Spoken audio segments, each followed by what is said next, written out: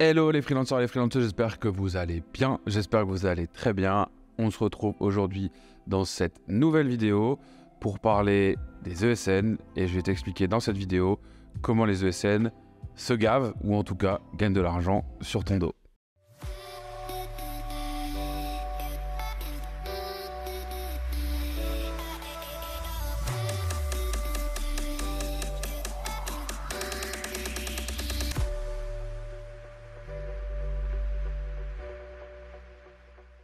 Alors, avant de démarrer cette vidéo et de t'expliquer un peu comment fonctionne une ESN aujourd'hui, même si je pense que le concept de base, tu l'as compris, je t'invite à t'abonner à la chaîne pour ne pas rater les prochaines vidéos. Je t'invite également à regarder en dessous de cette vidéo dans la description.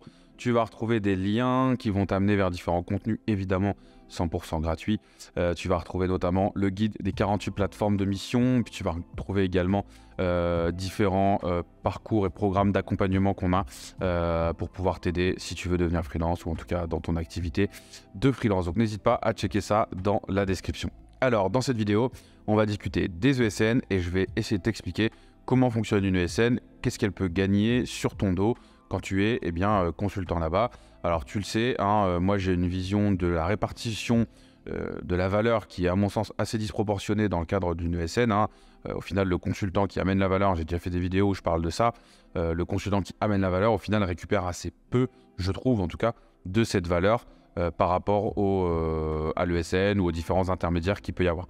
Donc, je ne dis pas que les ESN c'est mal, attention, si tu bosses en ESN, ça peut très bien se passer. Ça a des avantages, notamment en début de carrière, pour bien être accompagné, quand on ne se sent pas forcément les épaules de devenir indépendant. C'est une bonne option. Maintenant, je pense que clairement, économiquement, c'est pas la meilleure option et je pense que c'est une option qui coûte cher. C'est une option où au final, on se rend compte qu'il y a beaucoup d'argent pour le consultant et beaucoup de valeur de manière générale qui n'arrive pas, à mon sens, à bonne destination. Alors, comment fonctionne une ESN? De manière générale, c'est assez simple. Elle va facturer un TJM au client, à par exemple Carrefour.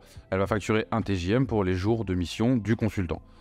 Et elle va, en contrepartie de ça, rémunérer le consultant avec un salaire. Donc, j'ai fait des exemples chiffrés pour te donner vraiment des informations clés et avoir un exemple vraiment très concret. Donc, je suis parti sur un consultant qui est rémunéré 35 000 € brut et qui est vendu à un TJM de 500 € jour. Donc, pour te donner les chiffres, un salaire à 35 000 € brut coûte 47 485 € en coût employeur, puisqu'évidemment, il faut rajouter les charges employeurs là-dessus. Donc, je préfère le dire tout de suite, ce sont des chiffres que j'ai un peu, on va dire, que j'ai arrondis. Je ne suis pas rentré dans le détail des conventions collectives, du statut cadre ou pas, etc. etc. J'ai fait des chiffres dans les grandes lignes, mais ça permet quand même d'avoir un ordre d'idée et de comprendre comment tout ça fonctionne. Donc, un salarié, salaire brut annuel 35 000 €, coût employeur 47 485 €. Ce qu'il faut savoir, c'est que l'ESN, pour calculer sa marge, sa rentabilité, elle va utiliser deux outils. Elle va utiliser un coefficient multiplicateur qui va être en fait un coefficient qui va venir ajouter les coûts de la structure sur ta part à toi. C'est-à-dire qu'en tant que salarié de l'entreprise, tu bénéficies du service juridique, du service comptable, du service page, des bureaux, de la formation. Bref, tous ces frais-là qui ne sont pas directement imputés à ton salaire ou à ta charge, ils vont être calculés dans un coefficient. Donc en fait, on va venir multiplier ton coût journalier, puisqu'on parle de CJM, c'est l'autre paramètre dont je vais t'expliquer. On vient le multiplier par un coefficient. Donc là, j'ai pris un coefficient de 1,8. Il faut savoir que de manière générale, dans les ESN, les coefficients qui sont utilisés sont entre 1,6 et 2. Donc, une fois qu'on a ce coefficient, on va utiliser donc le CJM, le coût journalier moyen, c'est-à-dire que le SN va venir calculer combien tu coûtes sur une journée en tant que consultant. Donc le calcul, il est assez simple. On va prendre ton coût annuel, donc 47 485 €, qu'on va venir diviser par le nombre de jours ouvrés sur une année, donc en l'occurrence 220. Donc si on prend 47 485 € divisé par 220, on a un CJM, un coût journalier moyen, à 215 €. Ça veut dire que tu coûtes 215 € à la société tous les jours. À ça, on va venir ajouter le fameux coefficient. Donc on va multiplier les 215 par le coefficient multiplicateur pour venir ajouter à ton coût les coûts liés à toi, du juridique, de la compta, de la paye, de la com, de bureau, enfin bref, toutes ces choses-là. Et on arrive donc sur ce calcul-là à un coût journalier moyen à 387 €. Donc tu fais le calcul assez rapidement.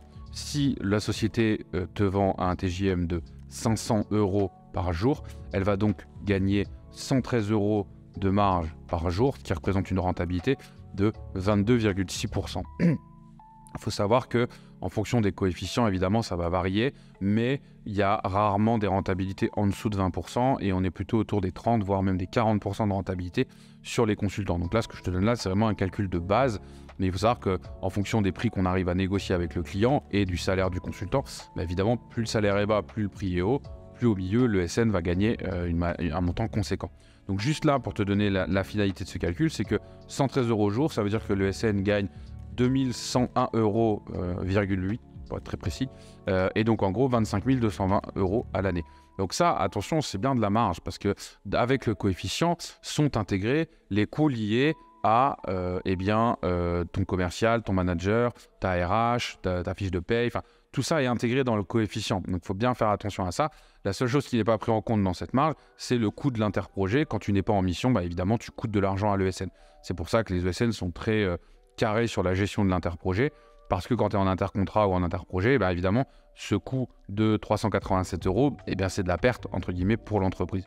Donc voilà en gros comment ça fonctionne aujourd'hui et comment une ESN va venir gagner de l'argent sur ta prestation, sur ce que tu as amené à générer. Mais donc tu vois bien que sur quelqu'un qui facture 500 € par jour, donc c'est-à-dire à peu près entre 9 000 et 10 000 € par mois de chiffre d'affaires, eh bien tu vois bien qu'il y a une part assez conséquente d'argent que tu peux toi récupérer si demain tu es freelance. Parce qu'à niveau de salaire équivalent, ton salaire va te coûter moins cher, ça c'est certain, surtout, tu vas pouvoir garder ces 25 000 € de marge, voire même davantage, que le SN allait prendre, tu vas pouvoir les garder pour toi. Donc ça veut dire qu'à la fin de l'année, en plus de t'être rémunéré à salaire équivalent qui t'aura coûté moins cher, tu auras plus d'argent dans ta structure, que ce soit une société ou autre.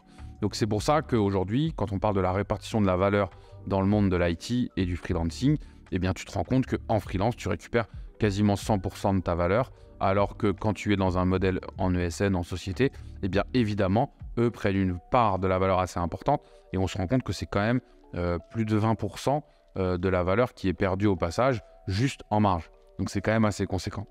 Voilà, j'espère que cette vidéo a été claire. En tout cas, il y avait pas mal de chiffres, mais je voulais vraiment pouvoir te partager le fonctionnement même d'une ESN, que tu puisses comprendre, si tu es collaborateur en ESN, eh bien, de comment tout ça, ça fonctionne et de quelle part, entre guillemets, tu perds, on va dire, au passage. Donc, si tu connais pas ton TJM, parce que c'est souvent un facteur important qui permet de faire cette mécanique-là, regarde dans les liens en dessous de la description. Tu vas retrouver un lien vers notre data room TJM. Donc, c'est un outil qui permet d'avoir accès à énormément de données sur le TJM pour comprendre en fonction de ton métier, ton niveau d'expérience, combien est-ce que tu peux prétendre en termes de TJM. Donc n'hésite pas à regarder, il y a d'autres liens, tu pourras checker tout ça et avoir accès à pas mal d'informations. N'hésite pas également à liker la vidéo si tu as apprécié ce contenu, à nous mettre tes remarques et tes commentaires juste en dessous de la vidéo pour qu'on puisse éventuellement débattre ensemble de ces sujets-là. En tout cas, j'espère que ce contenu t'a plu et que tu as appris des choses dans cette vidéo. Abonne-toi pour avoir les vidéos suivantes. Moi, je te dis en tout cas à très bientôt sur la chaîne de freelancer.io, que ton business se porte bien, que tu te portes bien, et je te dis à très bientôt. Ciao.